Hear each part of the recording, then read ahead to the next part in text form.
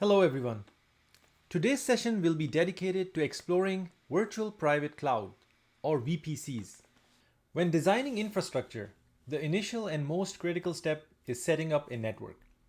Before any application can come to life, it requires a solid network foundation, one that provides both internet and local access to facilitate communication and data transfer.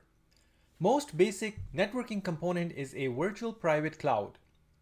It is a virtual network dedicated to your AWS account and is isolated within a single AWS region. An important thing to keep in mind is that VPCs cannot extend across multiple regions. This means that the resources you launch in a VPC are region specific. Within the chosen region, a VPC encompasses all availability zones. This allows you to create a network that leverages multiple isolated locations for high availability and fault tolerance within the same region. VPCs offer different tenancy options for your instances, such as shared or dedicated. Shared tenancy allows your instances to run on shared hardware with other AWS customers, which is cost-effective and sufficient for most use cases. Dedicated tenancy, on the other hand, ensures that your instances run on hardware dedicated solely to you, which might be necessary for compliance or regulatory reasons. When setting up a VPC, you must allocate a classless inter-domain routing or CIDR range. This CIDR specifies the IP address range of the VPC and can greatly impact your network's scalability.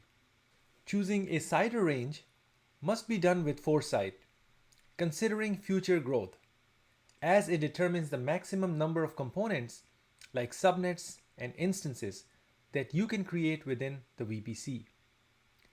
A well-planned CIDR range ensures that your network can accommodate expansion without the need for complex reconfiguration. To open VPC dashboard, type in VPC in your search bar and select VPC option. This will show you an overview of all the VPC related resources in this region. By clicking on VPC link, we will see that every region will have a default VPC created for you. This VPC is very permissive, and any resources created will have internet access by default, which is not good for production workloads. Let's go ahead and delete the default VPC.